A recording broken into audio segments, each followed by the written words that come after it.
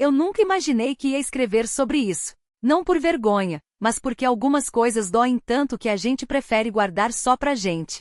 Mas hoje, depois de tudo que aconteceu, sinto que preciso contar. Talvez pra mim mesma, talvez pra alguém que um dia passe pelo mesmo e pense que não tem saída. Era uma terça-feira de manhã, daquele jeito cinza que o céu fica quando a chuva tá prestes a cair, mas nunca cai de verdade. Eu tinha acabado de lavar a louça do café, só um pão com manteiga e um café coado fraco, porque o estômago já não aguentava mais nada há semanas. A Maria, minha filha mais nova, tinha saído para a escola fazendo beicinho, porque eu não deixei ela levar o celular. O João, meu marido, já tinha ido pro trabalho há horas, como sempre, sem nem me dar um beijo de despedida. Não que ele fosse frio, mas a gente estava tão afastado que até isso tinha virado rotina. Foi quando o telefone tocou. Número desconhecido. Normalmente eu não atenderia, mas algo me fez pegar. Do outro lado, uma voz que eu não ouvia há anos. Irmã Elaine? É a irmã Clara, da congregação. Meu coração deu um salto. Não por alegria, mas por aquele aperto no peito que a gente sente quando o passado bate na porta sem aviso. A irmã Clara era da minha época de mocidade na igreja, antes de eu casar, antes de tudo desandar. Ela sempre foi daquelas pessoas que falavam manso, com um sorriso que parecia sincero, mas que eu nunca soube se era de verdade. Oi, irmã, respondi tentando disfarçar o tremor na voz. Como vai? Bem, graças a Deus. E a senhora? Faz tanto tempo que não vemos a senhora e o irmão João na congregação. Eu mordi o lábio. Sabia que essa pergunta não era só curiosidade. Na congregação cristã, quando alguém some, não é só ausência, é sinal de que algo tá errado. E comigo, tudo tava. As coisas andam difíceis, irmã. Foi tudo que consegui dizer. Ela fez uma pausa, daquele jeito que as irmãs mais velhas faziam quando queriam que a gente se abrisse. Depois, baixou a voz. A irmã sabe que a porta da igreja nunca fecha pra ninguém, né? Mesmo quando a gente acha que não tem mais força. Deus sempre dá um jeito. Eu fechei os olhos. Quanta vez eu já tinha ouvido isso? Deus dá um jeito. É só ter fé. A depressão é falta de oração. Como se fosse tão simples. Como se eu não tivesse passado noites inteiras de joelhos, pedindo para essa dor ir embora. Obrigada, irmã, falei, secando uma lágrima que escorreu sem querer. Eu penso nisso. Quando desliguei, as mãos tremiam. Não era raiva. Era medo. Medo de lembrar como era bom acreditar que tudo ia ficar bem. Medo de não conseguir mais acreditar. 3 dias depois, eu estava sentada no sofá, olhando para a parede. Não chorava. Não sentia nada. Só um vazio que doía mais que qualquer coisa. O João tinha ligado para dizer que ia chegar tarde a alguma reunião no trabalho. A Maria estava no quarto, ouvindo música alta. Eu deveria fazer janta, deveria arrumar a casa, deveria, mas não conseguia. Foi então que o telefone vibrou de novo. Mensagem da irmã Clara, asterisco, irmã Elaine, hoje à noite tem culto às 19h30. Seria tão bom ver você aqui. Vamos orar juntas? Asterisco. Eu olhei para a tela até os olhos ardarem. Não respondi. Não sabia o que responder. Mas quando a Maria saiu para ir na casa da amiga e o João mandou mensagem dizendo que ia demorar, eu me levantei. Não sei por quê. Talvez fosse o cansaço de lutar sozinha. Talvez fosse só a falta de coragem para continuar assim. Vesti um vestido simples, aquele azul claro que o João tinha dado no meu aniversário ano passado. Penteei o cabelo, passei um pouco de batom. Quando olhei no espelho, não me reconheci. Não era a Elaine de antes, mas também não era a sombra que eu tinha virado. Cheguei na igreja com 10 minutos de atraso. O culto já tinha começado, e o coro das irmãs cantava aquele hino que eu tanto gostava. Asterisco Jesus, meu bom pastor, a ti me entrego. Asterisco a voz delas tremia um pouco, como sempre acontecia quando cantavam com emoção. Ninguém me olhou feio por chegar tarde. A irmã Clara só me abraçou forte, como se soubesse que eu tava por um fio. Sentei no banco de trás, onde sempre sentava quando era solteira. O cheiro de madeira invernizada, de velas acesas, de pessoas juntas, era tudo igual. E ao mesmo tempo, tudo diferente. O irmão Paulo, o pastor, estava falando sobre a história do homem que foi curado na piscina de Betesda. Asterisco Jesus lhe disse, queres ser curado? Asterisco ele repetiu a pergunta algumas vezes, como se quisesse que a gente mastigasse bem aquelas palavras antes de engolir. Eu conhecia a passagem, mas dessa vez ela doía. Asterisco queres ser curado. Asterisco a pergunta ecoava dentro de mim como se fosse só para mim.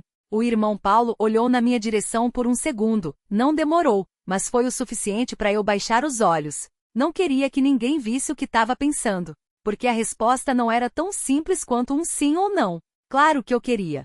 Ou pelo menos achava que queria. Mas e se a cura viesse com um preço? E se Deus pedisse algo que eu não tivesse coragem de dar? A irmã Marta, que sentava na frente, virou o pescoço devagar, como se tivesse ouvido meus pensamentos. Ela não falou nada, só me estendeu a mão para trás, palminha para cima, esperando. Eu coloquei a minha na dela e ela apertou leve, como quem diz: asterisco, segura aí, menina, asterisco. Não precisei olhar para saber que os olhos dela estavam cheios daquela compreensão quieta que só as mulheres mais velhas da igreja tinham. O coro terminou o hino, e o silêncio que veio depois foi daquele tipo que pesa. O irmão Paulo voltou a falar, agora sobre fé e paciência, mas minha cabeça estava em outro lugar. No bolso da minha bolsa, o celular vibrou. Não precisei tirar para saber que era ele. Sempre vibrava assim, 2 vezes seguidas, como se estivesse com pressa. Como se eu devesse estar. Respirei fundo e fechei os olhos. Asterisco, não hoje, asterisco, pensei. Asterisco, por favor, não hoje. Asterisco. E é por isso que a fé não é só esperar, estava dizendo o irmão Paulo. É também asterisco agir, asterisco. É se levantar, mesmo quando as pernas tremem. É dar o primeiro passo, mesmo sem enxergar o chão. Abri os olhos. As palavras dele eram como facas finas, entrando sem fazer barulho, porque eu sabia muito bem o que era se levantar com as pernas trêmulas. Sabia o que era dar passos no escuro. O culto terminou, e todo mundo começou a se cumprimentar, a combinar almoços, a rir de coisas bobas. Eu fiquei parada no meu lugar, com as mãos no colo, olhando para frente. A irmã Clara se aproximou de novo, dessa vez com um prato de bolacha caseira embrulhado em papel alumínio. Leva para casa, minha filha. Você tá muito magra. Não discuti. Peguei o prato e guardei na bolsa, ao lado do celular que ainda não tinha tirado. Ela ficou me olhando, com aquele jeito de quem tá querendo dizer alguma coisa mas não sabe por onde começar. Você quer que eu ore por você? Perguntou baixo. Engoli em seco. A pergunta era simples, mas a resposta não. Porque se eu dissesse sim, ia ter que admitir que precisava. E se dissesse não, ia ser mentira. Não sei, falei finalmente. Acho que não sei mais como é que se reza. Ela não se chocou. Só assentiu, como se já soubesse. Então a gente reza junto. Vem. E me levou pelo braço até um cantinho vazio, perto da porta dos fundos, onde ninguém ia nos ouvir. A irmã Clara segurou minhas mãos, e eu senti o cheiro de lavanda do sabonete dela, aquele que ela sempre usava. Fechamos os olhos. Pai, ela começou com a voz firme mas carinhosa, como se estivesse falando com alguém que ela conhecia há anos. Aqui está a sua filha. Ela tá cansada, tá com medo, tá perdida. Mas ela veio até aqui, e isso já é um começo. As lágrimas vieram sem aviso. Não foram daquele tipo que a gente consegue segurar, engolindo ou piscando forte. Vieram quentes rápidas como se tivessem esperado esse momento para sair. E a irmã Clara só apertou minhas mãos com mais força, como se dissesse, asterisco, deixa minha filha. Deixa sair. Asterisco. Senhor. Ela continuou, a gente não entende tudo. Às vezes a gente nem entende nada.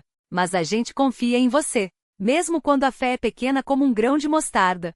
Mesmo quando a gente só consegue dizer, asterisco ajuda, asterisco. E foi aí que eu percebi que estava balançando a cabeça, concordando, como se Deus estivesse ali na minha frente, ouvindo. Como se ele já soubesse de tudo antes mesmo de eu abrir a boca.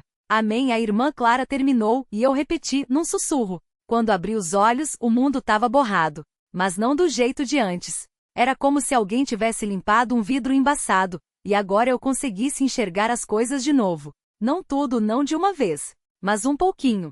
Melhor? Ela perguntou. Balancei a cabeça de novo. Não tava melhor. Não ainda. Mas tava, menos pior. Obrigada, falei. Ela me deu um sorriso e apertou meu braço antes de ir embora. Fiquei ali mais um tempo, encostada na parede, ouvindo o barulho dos bancos sendo arrumados, das crianças correndo, das irmãs Combin. Fiquei ali com as costas coladas na parede fria da capela, sentindo o cheiro de cera de vela misturado com o mofo antigo das madeiras. As irmãs iam e vinham, arrastando os bancos com um rangido surdo, e as crianças, e sempre as crianças, gritavam lá fora, como se o mundo não tivesse acabado para ninguém além de mim. Respirei fundo e passei a mão no rosto. A pele ainda ardia onde as lágrimas tinham secado, deixando um rastro salgado nos lábios. Não chorei mais. Não ali, não na frente delas. Mas a dor não tinha ido embora, só tinha se encostado num canto, quieta, esperando a próxima brecha. Levantei devagar, os joelhos tremendo um pouco. O chão de pedra gelou meus pés através das meias finas, e eu me perguntei como tinha chegado até ali. Não me lembrava de tirar os sapatos. Não me lembrava de muita coisa. Saí da capela sem olhar para trás. O corredor era longo, com janelas altas que deixavam entrar uma luz cinzenta, como se o sol tivesse desistido de brilhar direito aquele dia. As paredes eram brancas, mas manchas de umidade subiam pelos cantos, igual a veias doentes. Caminhei arrastando os pés, seguindo o barulho das vozes até a sala onde as mulheres se reuniam depois das rezas. Era um cômodo apertado, com mesas de madeira cheias de marcas de caneca e um armário velho onde guardavam os potes de café e os pacotes de bolacha Maria. Algumas já estavam sentadas, mexendo em suas coisas, uma costurava um rasgo na barra da saia, outra contava moedas numa caixinha de metal. A irmã Clara estava lá, conversando baixo com a irmã Margarida, que tinha as mãos sempre vermelhas de tanto esfregar roupa no tanque. Ninguém olhou para mim quando entrei. Ou se olharam, fingiram que não. Isso era bom. Não queria piedade, não queria perguntas. Só queria um lugar para sentar sem que me obrigassem a falar. Peguei uma cadeira encostada na parede e me acomodei, cruzando os braços na mesa. Alguém tinha deixado um copo meio cheio de café frio ali, com um fundo de açúcar não dissolvido. Empurrei com o dedo, vendo os grãos se juntarem no canto. A irmã Clara passou por mim e pousou uma xícara quente na minha frente sem dizer nada. O cheiro subiu, amargo e reconfortante. Obrigada, murmurei. Ela só acenou com a cabeça e seguiu pro outro lado da sala. Bebi um gole. Queimou a garganta, mas era bom. Alguma coisa real, alguma coisa que não fosse só dor. Olhei pela janela, o pátio lá fora estava vazio agora, só o vento mexendo nas folhas secas que ninguém tinha varrido. Lembrei do dia em que ele tinha me trazido aqui pela primeira vez, rindo porque eu tropecei no degrau da entrada. Asterisco cuidado, senão ainda arranca meu braço o asterisco, ele tinha dito, e eu dei um tapa nele, fingindo raiva, mas sorrindo também. Fechei os olhos. Não adiantava pensar nisso. Você tá muito magra. A voz da irmã Margarida me fez pular. Não tinha ouvido ela se aproximar. Falei passando a mão no braço, como se pudesse sentir os ossos através da blusa. Comer, menina. Não adianta se acabar assim. Ela empurrou um prato na minha direção. Tinham torradas com manteiga, cortadas em triângulos desiguais, e um pedaço de queijo branco. Não tava com fome. Mas peguei uma torrada e mordeu, mais para ela parar de olhar para mim do que qualquer outra coisa. O pão estava duro, mas a manteiga derreteu na língua. Ele não volta, falei sem querer. As palavras saíram sozinhas, como se tivessem esperado a primeira brecha para escapar. A irmã Margarida não respondeu logo. Ela se sentou na cadeira ao lado, as mãos vermelhas cruzadas sobre o avental. Não, ela disse finalmente. Não volta. Engoli em seco. Não chorei. Não dessa vez. E agora? Ela suspirou, olhando para algum ponto além de mim, como se a resposta estivesse escrita na parede descascada. Agora você vive. Não tem outro jeito. Não sei como. Ninguém sabe. A gente só faz. Ficamos em silêncio. O barulho das outras mulheres preenchia o espaço, risos baixos, o tilintar das colheres nas xícaras, o arrastar das cadeiras. Vida normal. Ou mais perto disso que dava para chegar. Você pode ficar aqui, ela falou de repente. Se quiser. Ajudar na cozinha, nas roupas. Não é muito, mas é um teto. Olhei para ela. Não era caridade no tom dela. Era só um fato. Não quero ser peso. Você não seria. E não é para sempre. Só até seus pés firmarem no chão de novo. Ou até você cansar e ir embora. Não tem regra. Aceitei com um aceno, sem palavras. Não por gratidão, ainda não sentia isso, mas porque não tinha mais nada para perder. Ela se levantou, foi até o armário e voltou com um cobertor dobrado e um travesseiro fino. O sofá da sala é seu. As meninas dormem no quarto dos fundos, então não vai ter barulho à noite. Banheiro é ali, apontou para uma porta entreaberta. Água quente só de manhã, e mesmo assim quando dá. Peguei as coisas, sentindo o peso do tecido nas mãos. Era estranho segurar algo que não fosse só meu, algo emprestado, temporário. Mas não perguntei por quanto tempo. Não queria saber. Naquela noite deitei no sofá com as roupas do corpo, o cobertor cheirando a amaciante barato e poeira. O colchão afundava no meio, e a mola rangia cada vez que eu me mexia. Fechei os olhos, mas o sono não vinha. Ouvi passos no corredor, vozes abafadas vindo do quarto, o som de uma torneira pingando na cozinha. Depois o silêncio. Pela janela sem cortina, vi a luz do poste tremeluzindo nas folhas da árvore da calçada. Pensei em tudo que tinha deixado para trás, Não coisas, não lugares, mas a ideia de que um dia as coisas fariam sentido. Agora só restava isso, um sofá emprestado, um teto que não era meu, e a certeza de que amanhã ia ter que acordar e fingir que estava tudo bem. De manhã, o cheiro de café me acordou. Levantei com o corpo doendo, a boca seca. Na cozinha, duas mulheres que não tinha visto antes tomavam café em pé, encostadas no balcão. Uma delas, mais velha, com cabelos grisalhos presos num coque, me olhou de cima a baixo sem sorrir. Você é a nova? Balancei a cabeça. Não sabia se era nova, se era hóspede, se era intrusa. A outra, mais jovem, com olheiras fundas e um cigarro apagado entre os dedos, empurrou uma xícara na minha direção. Açúcar tá ali. Leite acabou. Bebi o café preto amargo, sentindo queimar a garganta. Não perguntei nada. Não tinha perguntas. A Rosa disse que você fica na cozinha hoje, falou a mais velha, secando as mãos na calça. Lava esses pratos aí e depois ajuda a descascar batata. Almoço é às 11. Assenti. Peguei a esponja, senti a água quente nos dedos. Era mecânico sem pensar. Lavar, enxaguar, secar. As batatas eram pequenas, duras, a faca cega arrancava pedaços irregulares da casca. Minhas mãos ficaram brancas de tanto molhar e secar, a pele enrugando. Às 11 sentamos todas à mesa. Comida simples, arroz, feijão, batata cozida, um pouco de carne de panela. Ninguém falava muito. A Rosa serviu a si mesma por último, como se fosse só mais uma. Depois do almoço, ela me chamou num canto. À tarde você vai com a Sônia na lavanderia. É perto, dá pra ir a pé. Ela te ensina como é. Sônia era a de olheiras. Acendeu outro cigarro no caminho, sem oferecer. Não fuma? Balancei que não. Bom pra você. A lavanderia era um galpão úmido, com tanques de cimento e roupas penduradas em varais que cortavam o ar. O cheiro de sabão em pó misturado com mofo grudava na garganta. Sônia me passou um balde e um pedaço de sabão. Começa por aí. Esfrega bem, principalmente as manchas. Se não sair, a dona briga. Passamos horas ali, de costas doloridas, mãos rachando do sabão.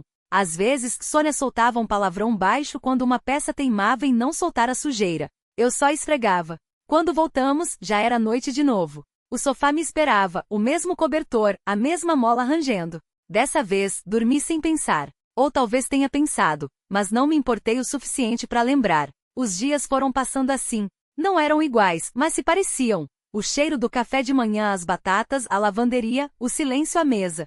Às vezes, uma das mulheres sumia por alguns dias e voltava com olheiras mais fundas ou um sorriso forçado. Ninguém perguntava. Ninguém respondia. Até que uma tarde, enquanto dobrávamos lençóis, Rosa se aproximou com um envelope na mão. Isso chegou para você. Era um papel amassado, sem remete. Dentro, só um número de telefone rabiscado a lápis e uma frase, asterisco se precisar, asterisco. Não tinha assinatura. Guardei no bolso sem mostrar para ninguém. Não sabia se era